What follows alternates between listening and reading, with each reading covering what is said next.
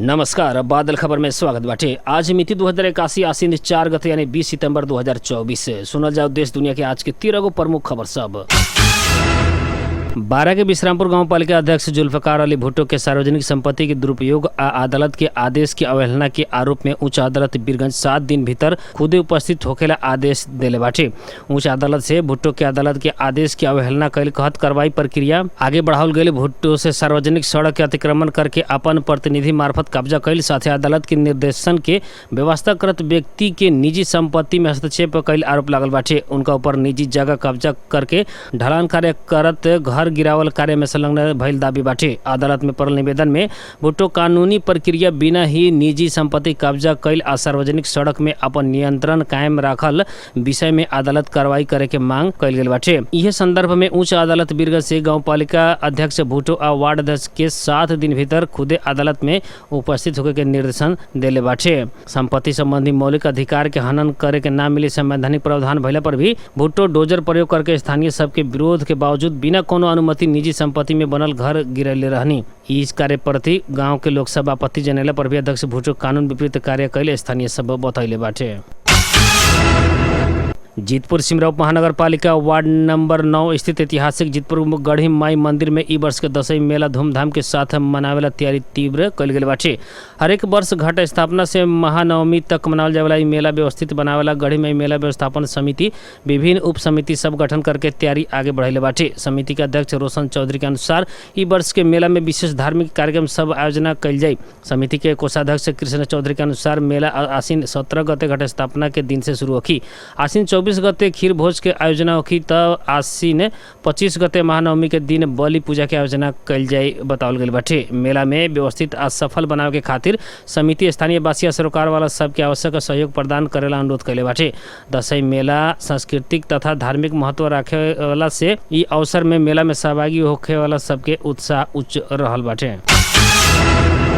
12 प्रहरी 5 जने फरार रहल प्रतिवादी सबके पकड़ाव कैले बाटे। प्रहरी अस्थायी प्रहरी पोस्ट बस पार्क से खटल टोली ये बूथ के उक्त प्रतिवादी सबके नियंत्रण में ले बाटे। प्रहरी के अनुसार पकड़ाव पड़ल सब में कलेव महानगर पालिका वार्ड नंबर 1 निवासी 67 वर्षीय मंजूर रहमान आ 57 वर्षीय मनोरमा मासूमा रहल बानी, जौना के जालसाजी मुद्दा में अदालत से 200 रुपया जरिमाना तोकल गई रहे। ऐसे ही जालसाजी के ही दोसर मुद्दा में अदालत से 10 रुपया जरिमाना तोकल गई। 73 वर्षीय शिवरतनिया थरूनी के भी प्रहरी पकड़ाव कैले बाटे। ऐसे वार्ड नंबर 7 निवासी 53 वर्षीय शरद कुमार उपाध्याय के 100 रुपया जरिमाना कैल अदालत के फैसला बाद प्रहरी नियंत्रण में ले बाटे। प्रहरी के टोली सार्वजनिक अपराध में 5-5 रुपया जरिमाना मिलल 77 वर्षीय सुकुट माझी मुसहर के भी पकड़ाव करके जिला अदालत 12 कलह में बुझेले बाटे। प्रहरी न्याय परीक्षक प्रकाश सापोटा के अनुसार पकड़ाव कैल गेल सभे के अदालत में पेश कैल गेल बाटे।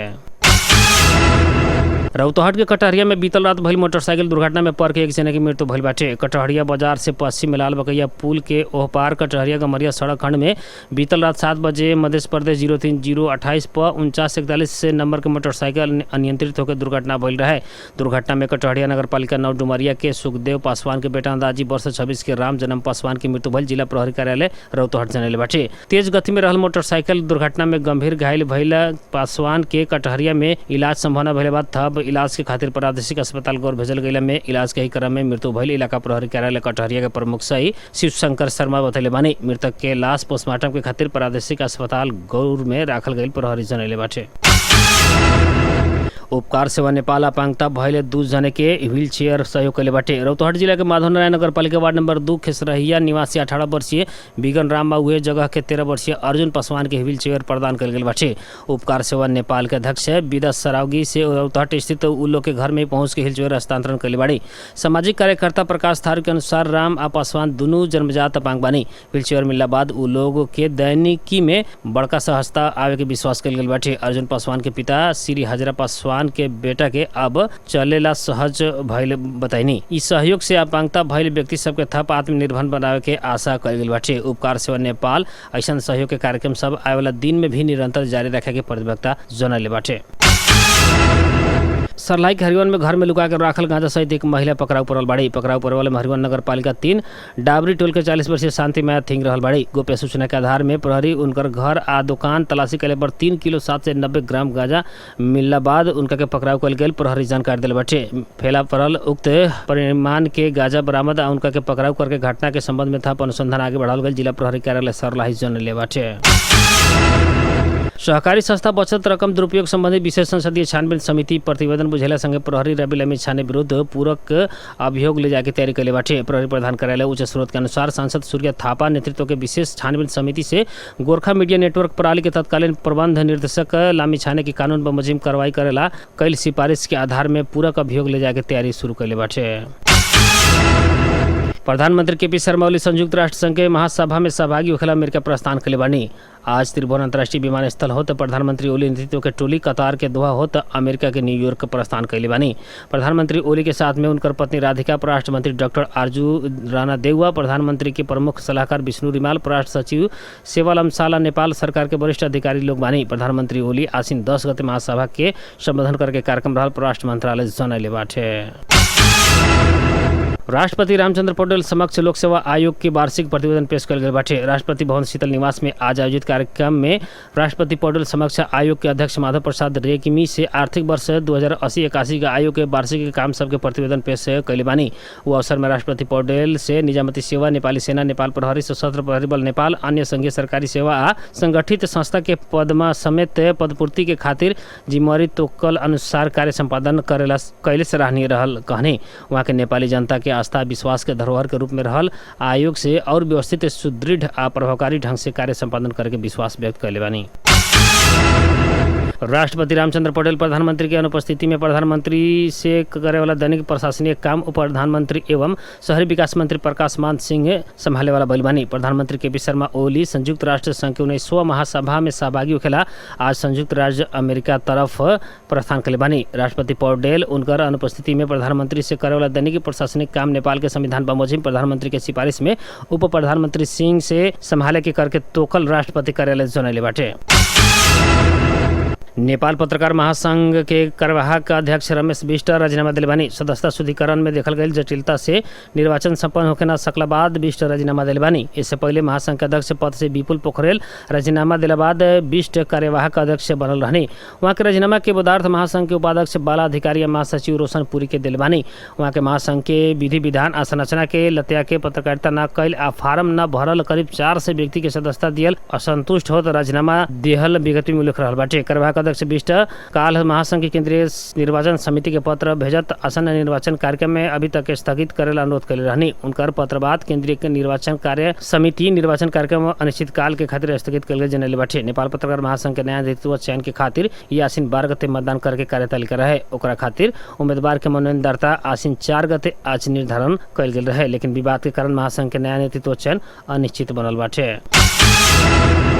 जनमत पार्टी के अध्यक्ष तथा प्रतिनिधि सभा सदस्य चंद्रकांत सिके राउत के पत्नी सोनी सिंधु रानी शांति सुरक्षा की मांग करत ललितपुर स्थित प्रहरी कार्यालय में निवेदन दिले बाड़ी। काल ललितपुर के इमा डोल प्रहरी प्रभाग में पहुंचल रानी के उजूरी प्रहरी दर्ता करे के अस्वीकार कैले बाटे। रानी अपन श्रीमान सिके राउत से सुरक्षित महसूस भइल कहत प्रहरी में सुरक्षा मांग कैले बाड़ी।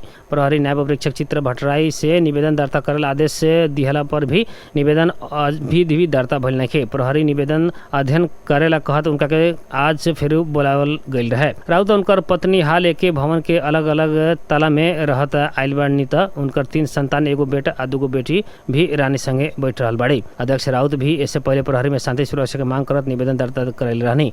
उ लोग एक दूसरा संगे संबंध विच्छेद के मुद्दा ललितपुर जिला अदालत में विचाराधीन बाटे। प्रहरी उपरीक्षक नरेश राज सुवेदी के अनुसार कुछ दिन पहले अध्यक्ष राउत भी श्रीमती से असुरक्षित महसूस कैले कहत निवेदन दिल रहनी। सिंधु रानी वैवाहिक अंकित नेपाली नागरिक बने जना के माइती भारत के पूर्णिया जिला में रहल बाटे। अध्यक्ष राउत सप्तरी क्षेत्र नंबर 2 से निर्वाचित 47 वर्षीय सांसद बानी।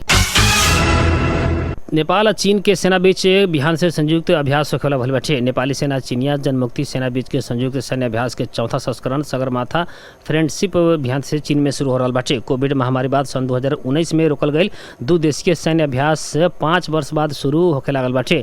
इससे पहले सन 2019 में सैन्य अभ्यास काठमांडू में भइल रहे।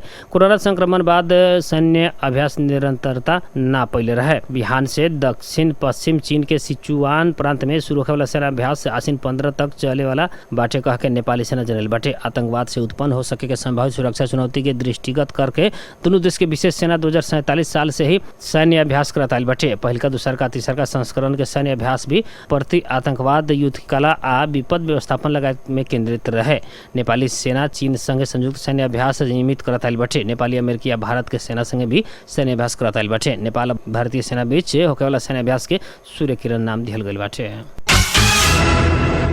आज के खातिर बादल खबर इतने। फिर बिहान देश दुनिया के मुख्य खबर लेके आबे करम। तब तक